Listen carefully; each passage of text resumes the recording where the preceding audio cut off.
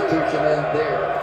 And they bring pressure as well. And many get knocked out as Witherspoon came under pressure. And he shot in the wrong center.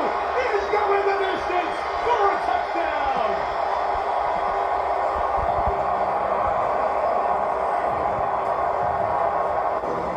Same blitz, right? They're going to come here, they're going to go there, and here's the side, because as a quarterback, you have vision to that side, but he has not seen that blitz, and he hasn't had an answer for it. He did.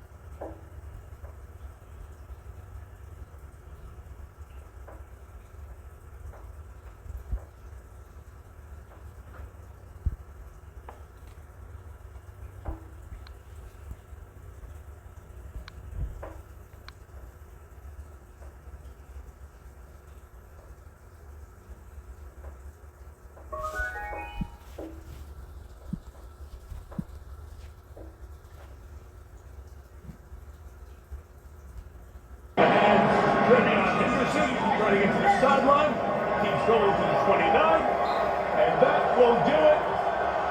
Seattle reigns above them all in the NFL. The Seahawks, Super Bowl champions for the second time. And we said good morning on JDB's morning cap. App here on this talk show. Today is Tuesday, February 10th, 2026.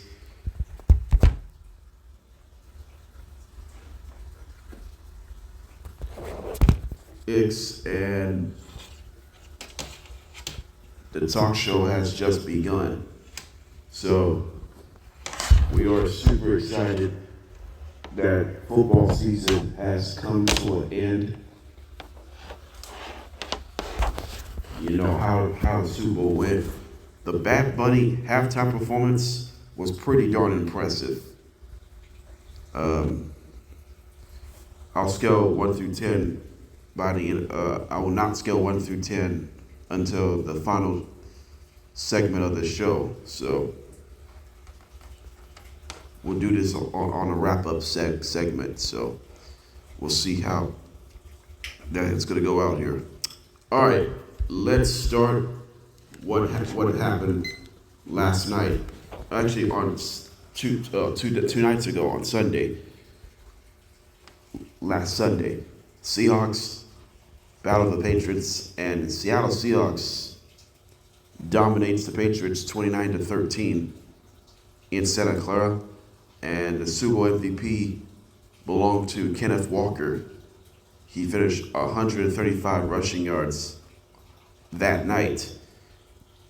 So the Seahawks clearly a better football team, and now we'll find out who the Seahawks' potential Week 1 opponent is. All right, so here's the question. Is this the most dominant performance of all time? Most defensive dominance performance of all time? Yes, it is. This is gotta be arguably the most dominant defensive performance ever in a Super Bowl. Seahawks defense has been dominant all year long.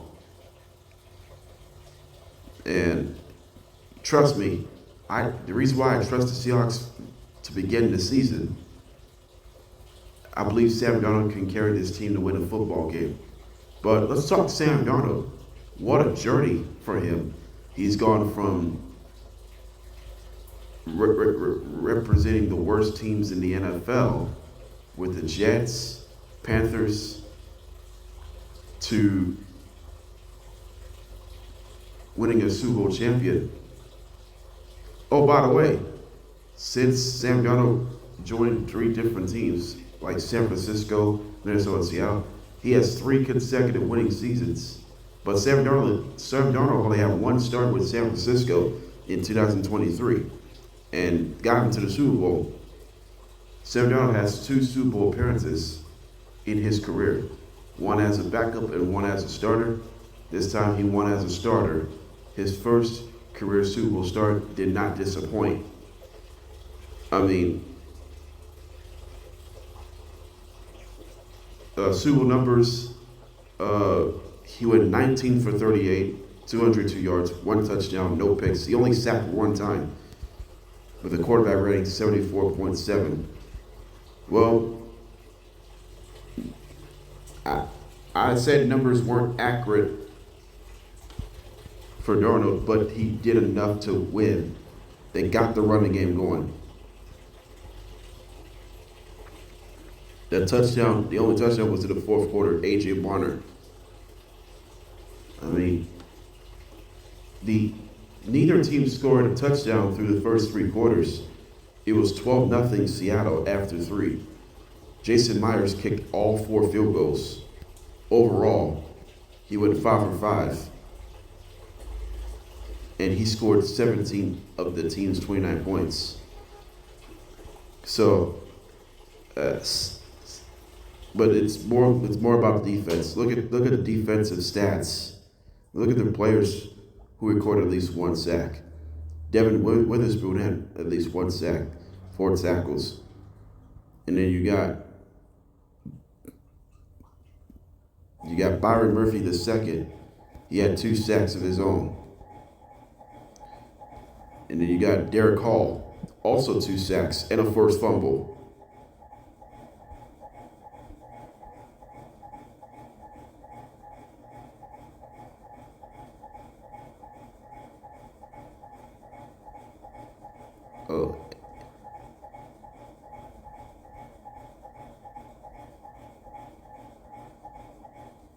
Byron Murphy had a fumble return for a touchdown.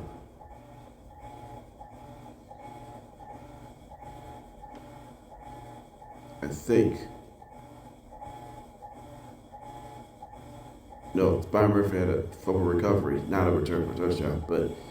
And then Nwosu had a pick 6. Jordan Love also recorded an interception as well. So the Seahawks defense recorded 3 takeaways. They sacked Drake May 6 times.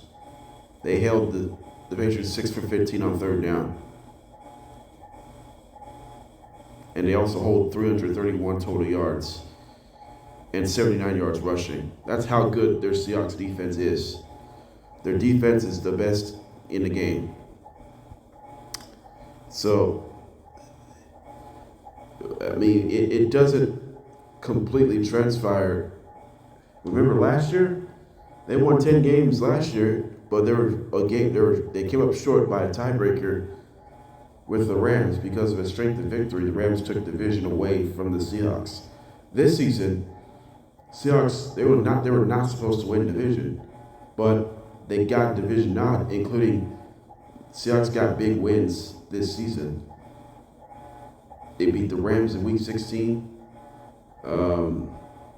They had a big win against the Steelers in Week 2. They had other wins like the 49ers Week 18. Other big wins to win a division was against the Carolina Panthers. The other key win was against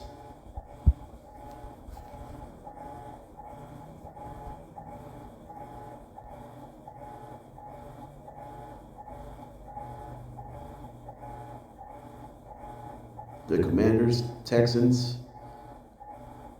So those are the key wins they circled out. They circled a lot of wins this year throughout the years, throughout the season. Mike McDonald, what a job he's doing. Completed 2 seasons, 2 winning seasons, this time making the playoffs, winning a championship. That's earning. He was 38 years old, by the way. That's a proud coach right there. I mean, we talk about the Seattle Seahawks be a defensive championship juggernaut. I believe the Seahawks, this is a defensive championship juggernaut for Seattle. This is 2013-2014 season all over again. Defense, the best in the NFL. Russell Wilson, their quarterback. Pete Carroll's head coach. Richard Sherman, defensive player. The Legion of Boom era. Earl Thomas was part of it. Eagles won the title. Sorry, the Seahawks won the title over the Broncos on Super Bowl 48. It was a lot of advantage of it than it was.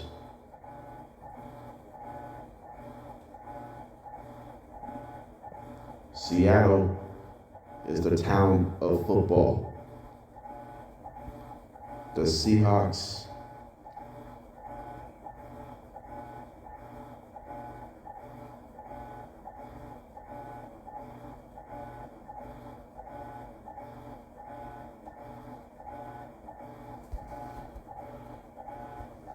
will not underestimate this team. Right from the beginning, like I said, Seattle will not underestimate. They were not supposed to do that. But those are decisions have been made this past offseason. They're foregoing Geno Smith's contract heading to the Raiders, and then moving forward to Sam Darnold as the Seahawks quarterback. And drafting Jalen Milroe is probably significant as well. Now Jalen Milroe is a Super Bowl champion. I mean, we talk about Sam Darnold. Just be a good quarterback. You do not want to do too much in the game. This is a consistency. You're not gonna fail. You're not gonna break each other's heart. You're not gonna do that. You're not gonna break each other's heart. It is really hard now.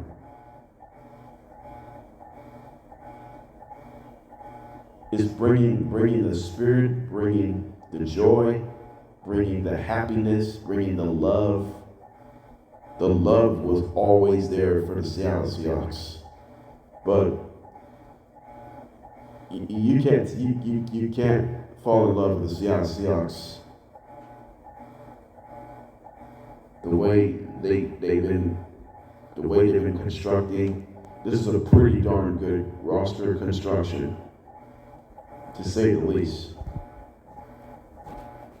Jackson Smith and Jimpa having a solid year, winning the Offensive Player of the Year. It's just like that. There's guys who can really step up and get everything settled in. All right, Kenneth Walker is your Super Bowl MVP. He finished 27 carries for 135 yards, averaged 5 yards a carry. He did not record a touchdown. Could have been a touchdown if it wasn't for that penalty in the fourth quarter. Cost him. But luckily, he took the MVP at the Super Bowl. So he had a great performance. He had a great postseason as well. He had an impressive divisional round. Struggled a little bit in the championship round, and then outstanding in the Super Bowl. I mean, oh, by the way, just the fourth non-quarterback MVP since 2013.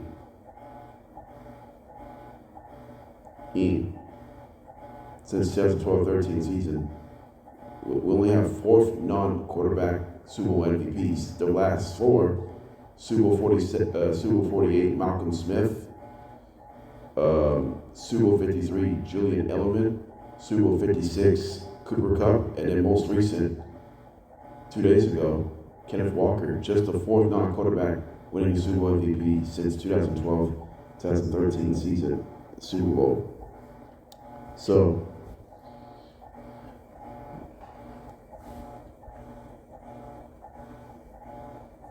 and that's what happens. Kenneth Walker, I believe that the 5th time in the Super Bowl era, the offensive player wins the MVP without accounting a touchdown. Ironically, you win an MVP without recording a single touchdown. It's completely tough to watch. But Seattle, Kenneth is a pretty good young man. I mean, he's been going through his health, his life struggles. Now he's committing himself since that time, and now he's a champion. He's committed, and now he's seeking for his new contract this offseason to ensure he doesn't walk from Seattle. So it is 100% interesting for Kenneth Walker whether or not he will stay with the team. So it really happens right now here. All right, so what's next for the Seattle Seahawks? Clint Kubiak is leaving the Seahawks offensive coordinator for the Raiders head coaching job. He accepted it. I believe he's going to introduce this week.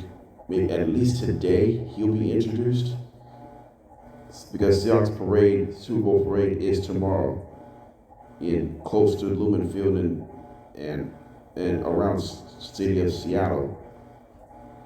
So Clint Kubiak will be a Raider head coach for 2026-27 season, and also 4 more years after that, signing a 5-year contract. And oh, by the way, Clint Kubiak will face his former team that he coordinated. He will face the Seahawks in the regular season, 2026-27 season. Don't know when or what week we're going to play. So we'll find out in the month of May when NFL schedule releases. So NFL schedule release part of the offseason is May. Clint Kubiak will face his former team against the Seahawks. The Raiders and Seahawks will be in Vegas, because Raiders are facing the NFC West opponents, just like the rest of the AFC West opponents. The rest of the AFC West teams are facing the NFC West.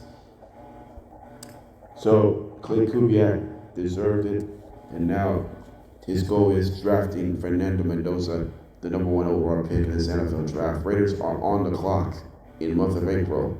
On April 23rd, the Raiders are on the clock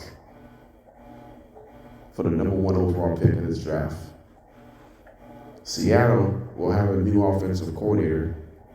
So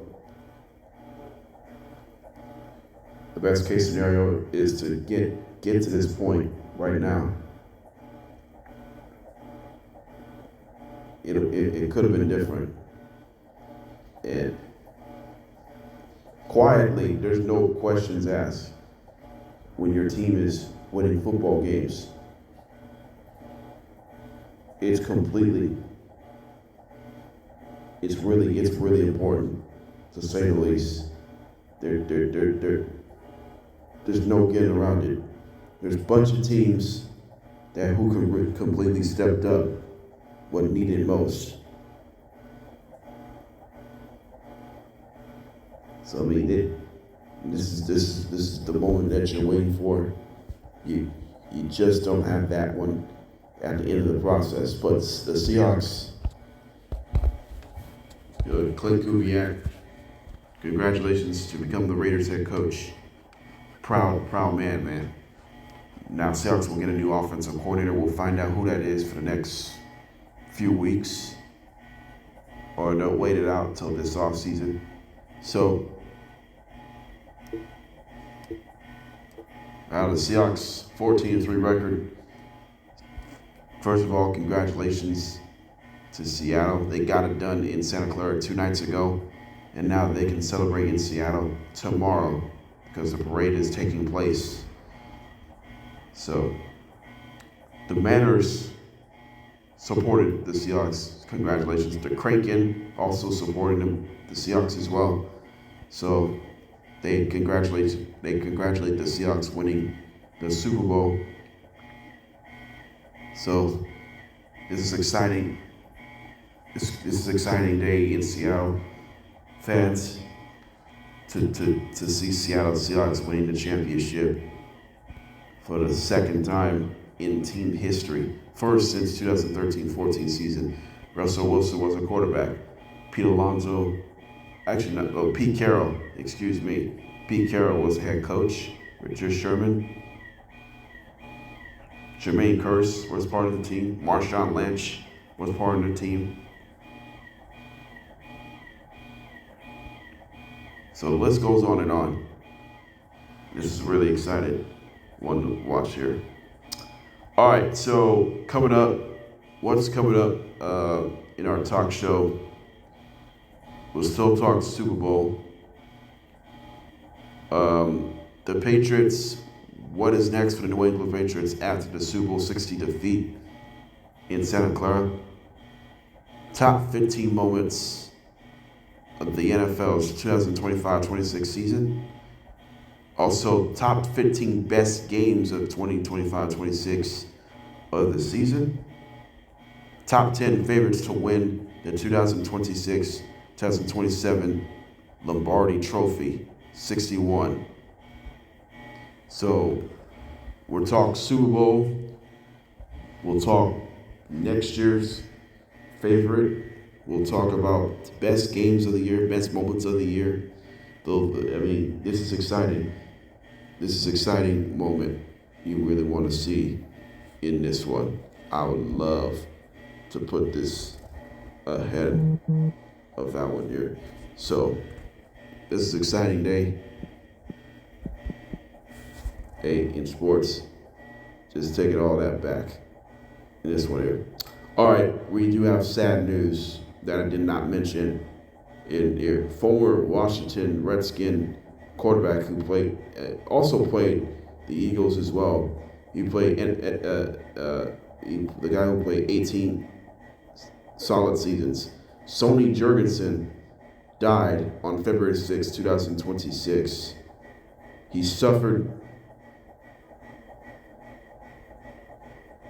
was 91 years old. He suffered natural causes in a brief stay in hospice care.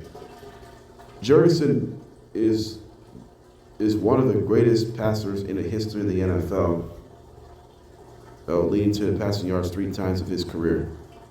And he was a former broadcaster himself. He's survived by his wife, 4 sons, and multiple grandchildren. And we send our condolences to the entire Jurgensen family. This man will be missed. We'll be right back. All right, welcome back here as the New England Patriots end up losing to the Seahawks 29-13. Drake May was sacked 6 times. He also surrendered 3 turnovers, 2 interceptions, and a fumble lost. So the Patriots did finish the regular season record 14-3, but 3-1 in the postseason. They won the wild card round against the Chargers, divisional round against the Texans, AFC Championship round against the Broncos, but lost the Super Bowl to the Seahawks. They were just 1 game short from this one. So the Patriots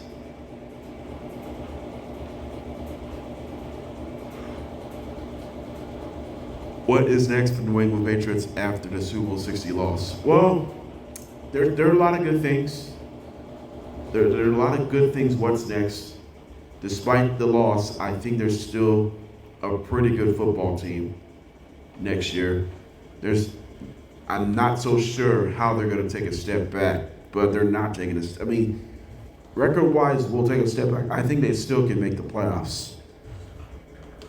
They're just not going to be as dominant than they were. But the defense has not been a problem in the playoffs. It's been the offense, surprisingly. Drake May, it's been, like I said, this has got to be the darkest week in the history of the NFL. Around 2 weeks ago, Bill Belichick not selecting in the Hall of Fame. Then early last week, the Patriots, the NFL Pro Hall of Fame denies Robert Kraft a Pro Football Hall of Fame. And then Drake May got snubbed of the NFL MVP, but was awarded to Matthew Stafford. So, I mean, how disappointing of the Patriots would it be? It's clearly disappointing. And that Super Bowl loss, that's the most Super Bowl losses in the history of the NFL. I mean, technically, championship teams doesn't do that. Championship experiencing franchise doesn't do that too. I mean, either way, it's been a wonderful ride for the Patriots. I mean, their defense has carried this team all year long, especially all the way through the Super Bowl. I mean, defense was pretty competitive in the Super Bowl. It's not. I mean, they will continue to play great style of defense. Will offense be regressed carrying over to next season? Maybe. Depends on the health of Drake May. And Will Campbell struggled this postseason. Not just last night, he struggled the entire postseason. It's not a surprise. So what areas they're going to look at going to the offseason? They need to add the other veteran offensive lineman or somebody from the draft. Because Will Campbell has struggled at times with their protection. Protecting Drake May is a big problem. And you can cause serious issues for that. Mike Vrabel was the coach of the year. At least they deserve that, but if it wasn't for Mike Vrabel's coach of the year, it would have been the most disappointing. But it's still most disappointing because it really looked like the team, like the Patriots, are just completely. It's been like I said, it's been a tough week. No Belichick in the Hall of Fame, no Kraft in the Hall of Fame, no May got stuff on the MVP and then ended up losing the Super Bowl. I knew it was gonna happen. 2-9 in the Hall of Fame, May 9 the MVP, and now Patriots losing the Super Bowl. This is low. This is absolutely a low blow for the Patriots. Clearly it is. So the offensive line, that's what the area they're going to look at this offseason. Either drafting or somebody from free agency or trade. See how long this has been doing this. Also, you want to talk about, I think Drake May I don't think he has lost his confidence. He ran out of gas in the playoffs. If it wasn't for that, they would have won the championship or MVP otherwise. But like I said, Drake May ran out of gas in the playoffs. Drake May clearly ran out of gas, costing his MVP awards. He lost to Matthew Stafford. Like I said, he lost to Matthew Stafford he lost to Matthew Stafford winning the MVP. That cost his chance. That clearly lost his chance for Drake May. They had an opportunity. They clearly had an opportunity to win an MVP. Drake May had it. but the votes were in favor of Stafford because remember last week what I said last Friday? Stafford was the most effective player, most effective quarterback in the regular season and postseason, the entire NFL. He's only recorded just 9 total picks in the regular season or postseason. And postseason, I should say.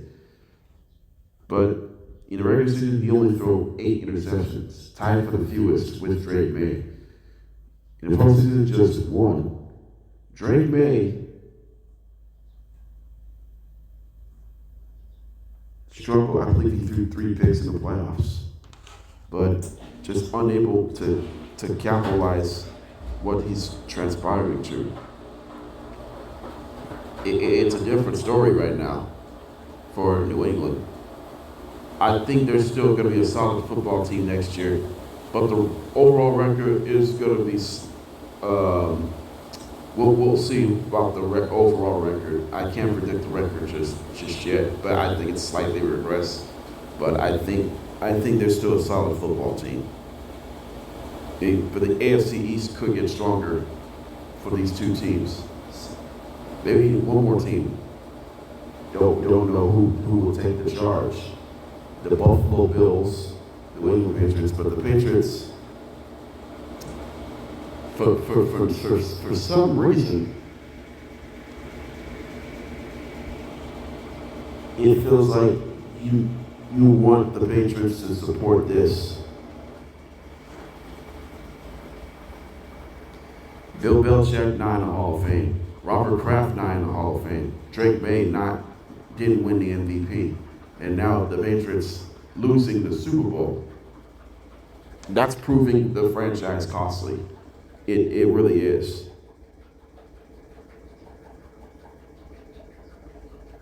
It really proves costly. It really does. Because of that. All right, so when we come back here, we'll talk top 15 moments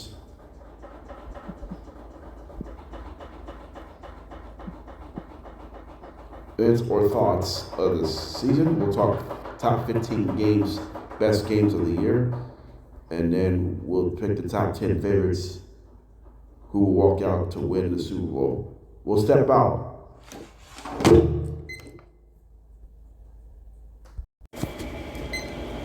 All right, welcome back. As NFL seasons come to an end, we're going to pick top 15 moments or thoughts of the season. So let's start top 15. Let's start the top 15 moments that I saw in the NFL this season. So let's go back to the images. So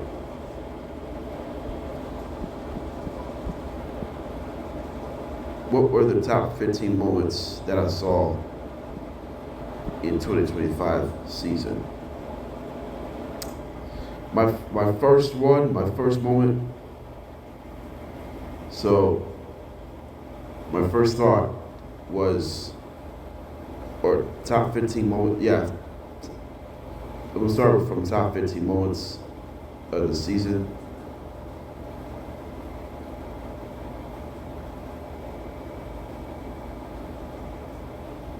That we saw catches of the year.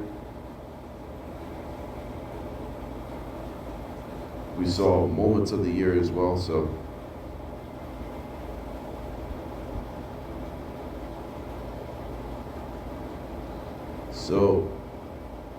number 15.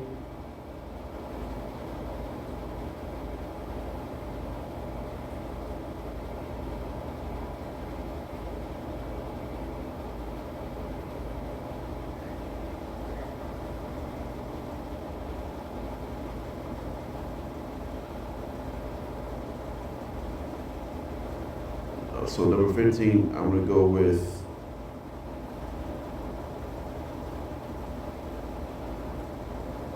Week 12 between the Eagles and the Cowboys. With Dak Prescott, with George Pickens makes a solid catch in Week 12 against Philadelphia, or the Dallas's comeback.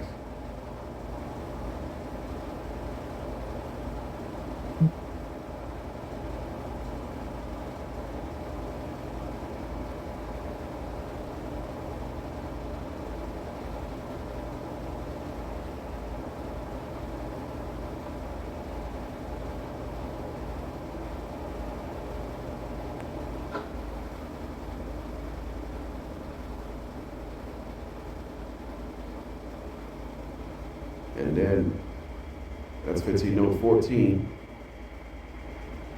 Number 14 was week 16. The Steelers player made a catch for a touchdown that the Lions defender interfered. The Steelers receiver it caught it for a touchdown. It ended up winning, but was victorious by Pittsburgh. That was number 14. Number 13, Myles Garrett's sack record. That was number 13. Then number 12, the 12th moment that I saw.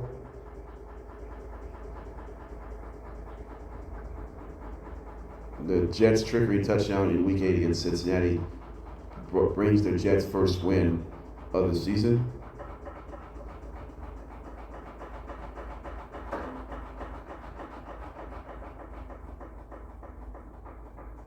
That was number 13, right? Yep. Number 12 was Nwosu's pick 6 in the Super Bowl. That was number 12. Number 11, it was Week 5 between the Cardinals and Titans. Cardinals got an interception, and then the Titans recovered the Cardinals' fumble in the end zone for a touchdown. But Titans got the win. That was their first win of the 2025 season. That was number 12. Number 11, Christian Benford's pick 6 in Week 14 against the Bengals, who picked off Joe Burrow in Week 14. Bills end up winning the contest in Week 14. And then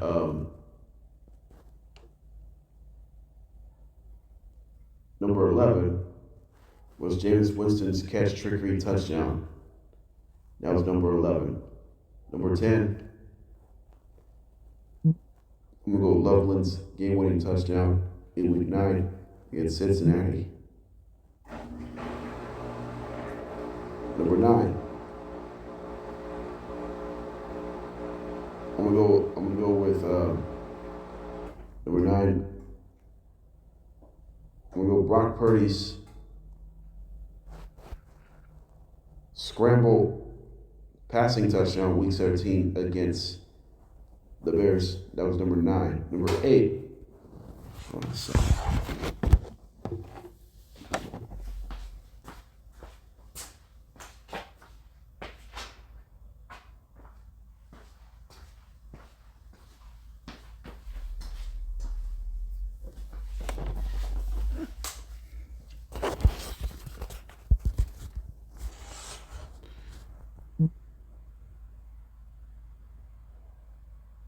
Number 8, I'm going to go with the craziest two-point conversion in NFL history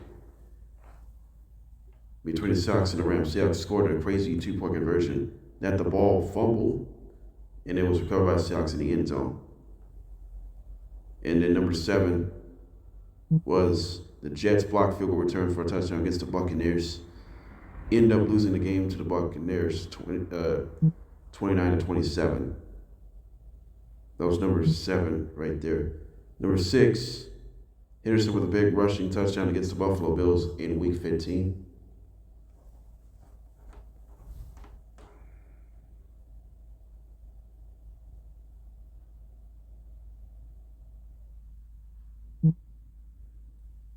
And that was number 6, I believe, number 7. Number 6,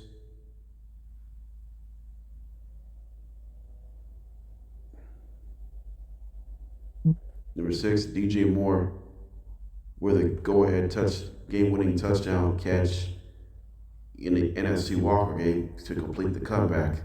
Number 5, also DJ Moore completed game-winning touchdown catch from Caleb Williams in overtime in Week 16 against the Packers. That was number 4. Number 3, Caleb Williams with a desperation game-tying passing touchdown to Cole Clement in the NFC divisional round. Number 2, Eagles blocked field goal return for a touchdown to beat the Rams, complete the comeback. And number 1 was Puka Nakua's remarkable catch in Week 13 against the Panthers. That's the top 15 moments of the year. What are my thoughts about the NFL season?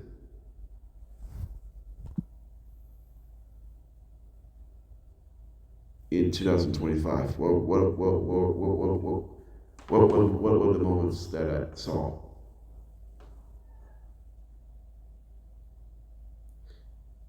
I think my thoughts was, I believe 2025 season has gone wild. We've seen comebacks, wild finishes, controversial moments.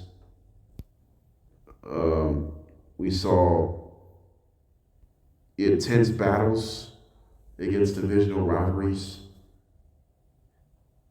At least more than two-thirds of division games have gone down to the wire this season. Over two-thirds of the season has gone down to the wire against divisional matchups. Two-thirds of the division matchups have gone down to the wire, including 3 between the Bears and the Packers. Bears and Packers have gone so many one-score games. The Bears have played a lot of one-score games, especially against their own division. The Bears' 6 of the 7 games against its own division have gone down to the wire, including 3 against the Packers, against Detroit, Minnesota twice. I mean, they played a bunch of one-score games and end up winning 11 games overall, but impressive numbers as far as fourth quarter for the Bears. The other wild stat, the most fourth quarter points the entire 32 teams in the Super Bowl era. That's the most fourth quarter points by any NFL fourth quarter 32 teams. In a history in the NFL, a lot of fourth quarter points. That led to fourth quarter comebacks. A lot of points in the fourth quarter. Points a game in the fourth quarter, they average historically 25, I think they average around 28 and a half fourth quarter points a game in the grand total. It's combined, not individual. It's combined. They average 28.7 fourth quarter points per game, which is historically a lot of points. Largely, I wouldn't say they have 30 points. In the grand total points in the fourth quarter, highest is like 35, 40, something like that. But bunch of points, NFL has a bunch of points in the fourth quarter.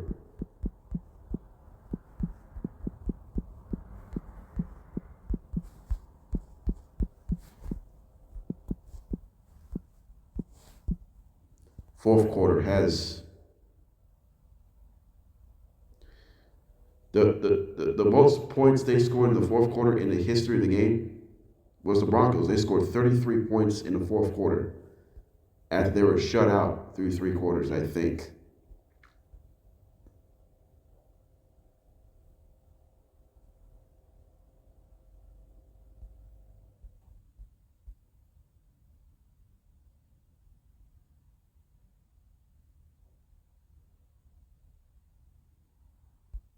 We've seen fourth quarter comebacks. We've seen fourth quarter collapses. I mean, fourth quarter is the biggest important quarter, most important quarters in sports. Fourth quarter. You talk about most important quarter in sports, fourth quarter in football and basketball. Just like Game 7 in the NBA Finals, Game 7 in the World Series, Game 7 in the NHL Stanley Cup.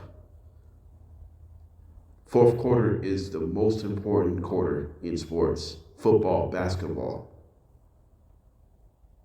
So those are the quarters you really have to make. There's a lot of fourth quarter points in the NFL this year. Other thoughts I'm talking about special teams. Special teams has been wild this year.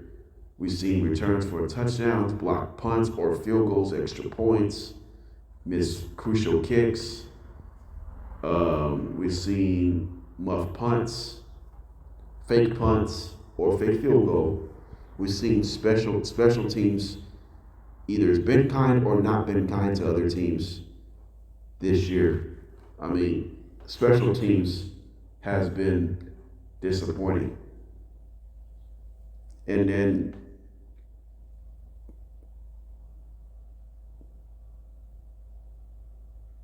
the other surprise part, the passing yards were surprisingly down.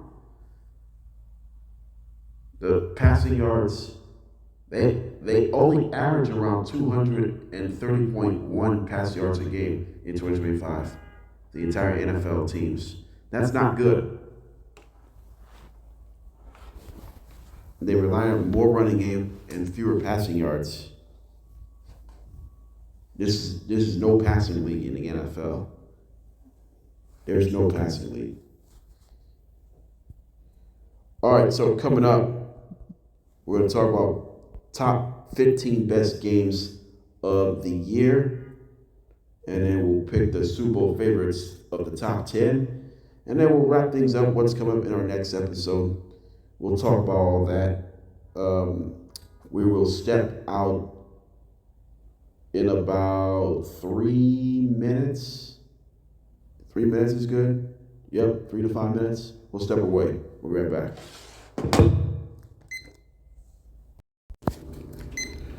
All right, welcome back here. We're down just 2 more full segments remaining. We're going to pick top 15 games of the year. Top 15 best games of the year. I'm going to start from 15 to 1. So before we start the top 15 best games of the year, so far we've seen so many unpredictable moments, wild finishes.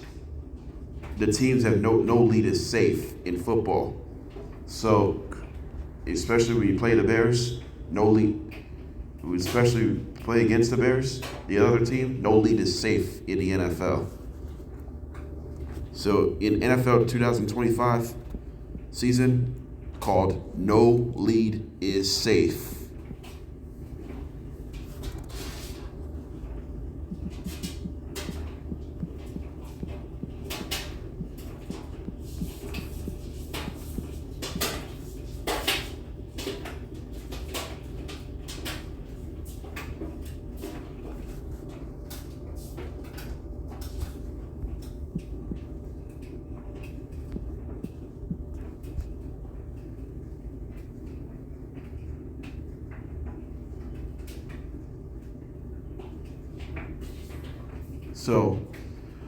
So I'm going to pick top 15 games, top 15 best games of the year.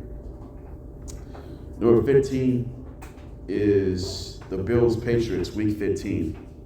The Bills overcame a 21-point deficit against him. It was a huge comeback, and they ended up winning the game in New England. Number 14 was the Bengals and Bills in Buffalo, week 14. Bills came back and end up beating the Bengals. That was number 14. Number 13, Giants-Lions, Week 12 in Detroit. Detroit comes back and beat the Lions in overtime, 34-27 in Detroit. That's number 13. Number 12. Number 12 was Rams-Panthers, Week 13. Panthers pull off the upset against the Rams. That was number 12. Number 11, Cowboys-Panthers, Week 6. Panthers pull off the upset against Dallas. That was the 12th best game. Number 11 was Panthers-Rams, NFC wildcard game.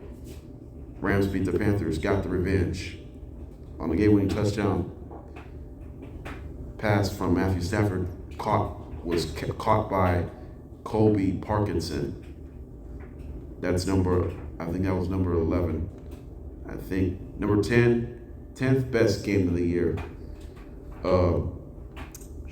It's Steelers and Ravens, Week 18 in Pittsburgh. Stakes are higher.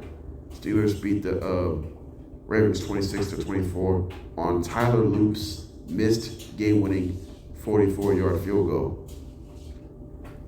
That was right after Chris Boswell missed the extra point after the Steelers went ahead for a touchdown.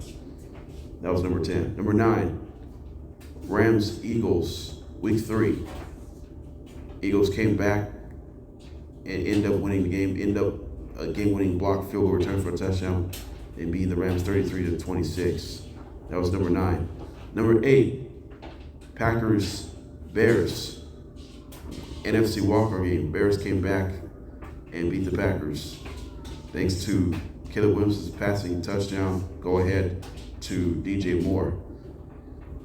And then Jordan Love chance to win it through an incomplete pass. That was number 9. Number 8 was also Bears and the Packers in Chicago. Week 16, Bears were down by 10 with around 3 minutes left to play. They scored 16 unanswered points between the fourth quarter and overtime. And then Caleb Williams threw a game-winning touchdown pass to DJ Moore in overtime. That was number 8. Number 7, Chiefs-Cowboys, Week 13 Thanksgiving game. Cowboys knocked off the defending AFC champions and 2-time Super Bowl champion over the last few years, the Kansas City Chiefs, 31-28. That was number 8. Number 7, Rams-Seahawks NFC Championship game. Seahawks beat the Rams 31-27. Number 6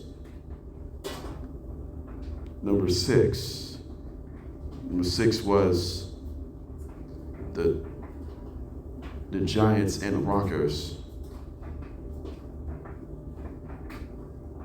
Broncos came back and defeat the Giants 33-32 in Week 7. And then number 5, Buccaneers and Seahawks, Week 5. Buccaneers beat the Seahawks 38-35. Baker Mayfield and Sam Darnold both have great performances, but one mistake proved it costly. The Buccaneers end up winning the game in Week 5. That was number 5. Number 4 is the Bills and the Broncos AFC divisional round. It was a controversial ending in Denver. Denver ended up beating the Bills in overtime 33-30 in the AFC divisional round. Number 3, Bears-Bengals, Week 9. A lot of fourth quarter finishes. Joe Flacco threw a go-ahead touchdown to put the Bengals a 1-point lead, and then Caleb Williams threw a game-winning touchdown pass to Loveland, ended up winning 47-42. That's number 3. Then number 2, Seahawks and Rams in Seattle. Seattle came back, pulled off the craziest 2-point conversion of all time, and then Seahawks were down by 7 in overtime, and they scored a touchdown to make this a 1-point game. And they went for 2, they got it, and Seattle with a game-winning 2-point conversion ended up winning over the Rams 38-37. That's the second best game of the year, and the best game of the year in the NFL belongs to the Ravens and the Bills in Week 1. The Bills come back from the dead. The Bills came back from the dead, defeating the Ravens 41-40 in Highmark Stadium. It was the final home opener in the old Highmark Stadium. They will have their home opener in new Highmark Stadium in 2026. The new era begins. So, why I chose Ravens and Bills the best game of the year? Because I think it was high anticipated moments. This was a rematch from the previous divisional round. And the Bills came up top in the division round, and then Ravens failed to get a revenge after blowing a 15-point lead against the Bills to start the season. That's why I chose the best game of the year, is the Ravens and the Bills. I mean, I would love to see some honorable mentions, but honorable mention, 49ers and the Bears, Week 17, is the honorable mention, best game of the year. So, we're seeing so many best games of the season in the NFL. Some game-changing moments. Some crucial moments in the NFL that's going to be key for this. It's just like that.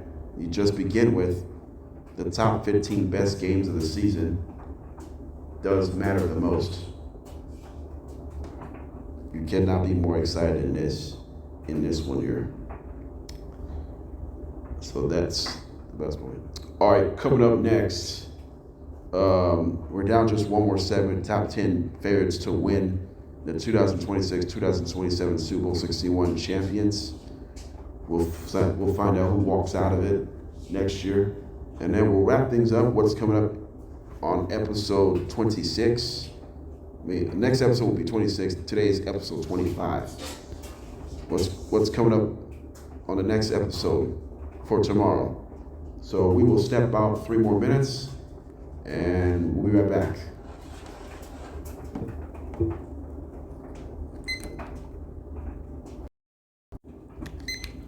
All right, welcome back here as the Super Bowl 60 is over. Super Bowl 61 will take place in SoFi Stadium on Valentine's Day on February 14th, 2027. The game will be taking place in SoFi Stadium in Inglewood, California, where the Rams and Chargers both played in the same field. The game will be televised by ESPN family of networks, ESPN, ESPN2, ABC. So Super Bowl 61 is on February 14th, 2027. So we'll find out who takes LeBron trophy next year in this one here. All right, so we're going to play the game called the top 10 favorites to win the Super Bowl 61 championship in 2026-2027 season. So MVPs, I'll save it for later this week. So I'll talk about that as it develops. But I'm going to pick who's the best favorite to win the Super Bowl. I'm going to start from 10-1, and then I'll look for this one here. So here we go. Number 10, I'm going to go with the Denver Broncos. Is my number 10th best favorite to win the championship. Their defense is going to be good. Like I said, their defense is still the best in the NFL. They're going to continue to do powerful things. So the 10th best odds to win the title is the Broncos. If Bo Nix comes back healthy, then we could see Bo Nix improve.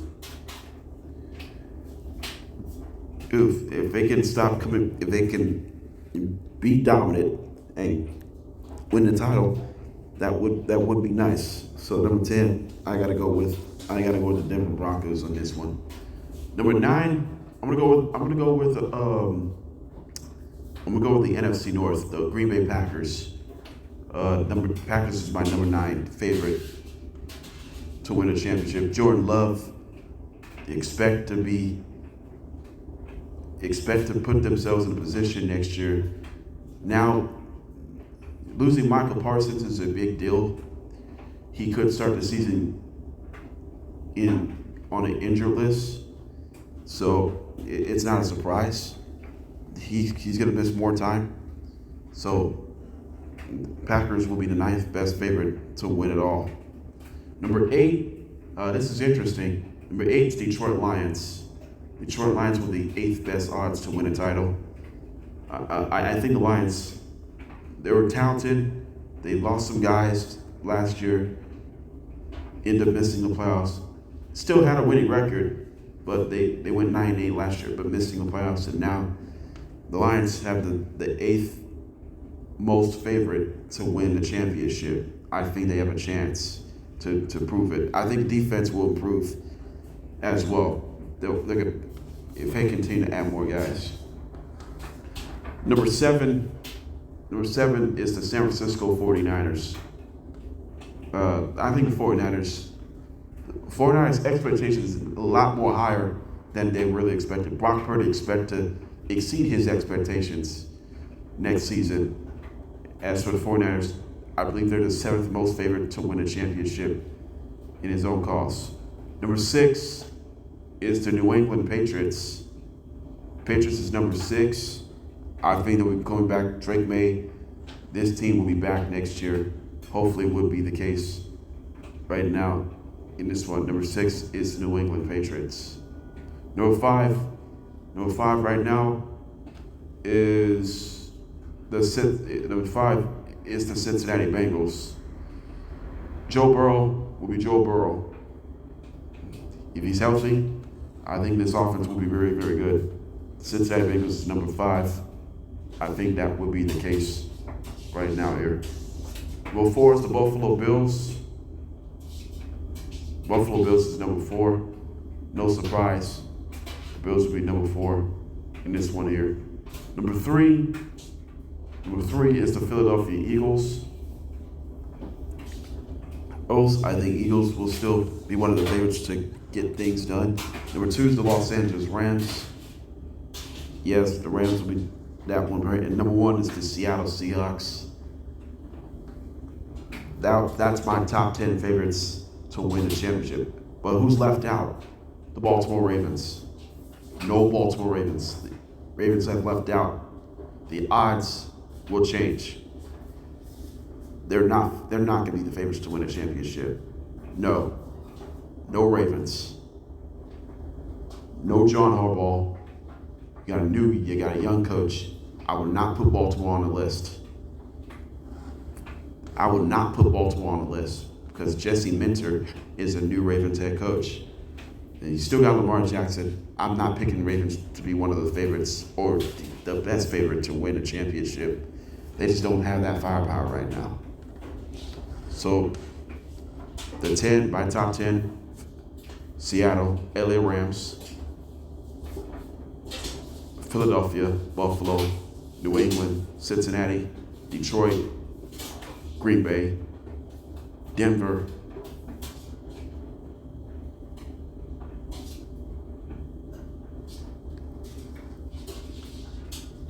and San Francisco. Who's left out? The Ravens and the Chargers are the 2 teams have left out. I believe that's at least there's 2 of them on the AFC side. On the NFC side, there's not much. Not much, but I say the Bears are left out because they got one more year. Jacksonville's left out in the AFC. So Chicago's left out in the NFC. There's no other teams leaving out. There's no other teams leaving out other than the Bears. The only thing I can mention is the Minnesota Vikings. but they just don't have enough firepower offensively. That's the best case scenario.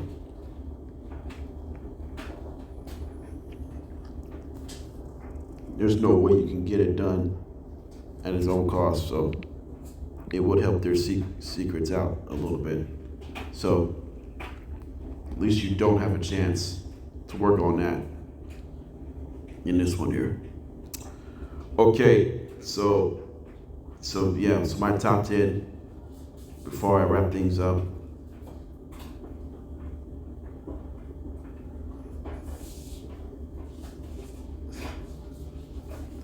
Yeah, actually, I'm gonna say all this one here. So the Bad Bunny performance was amongst the best in the history of the Super Bowl. This has got to be the best halftime performance for Bad Bunny in the history of in the NFL history. This was a historical halftime performance for Bad Bunny. He's now a 3-time Grammy Award winner.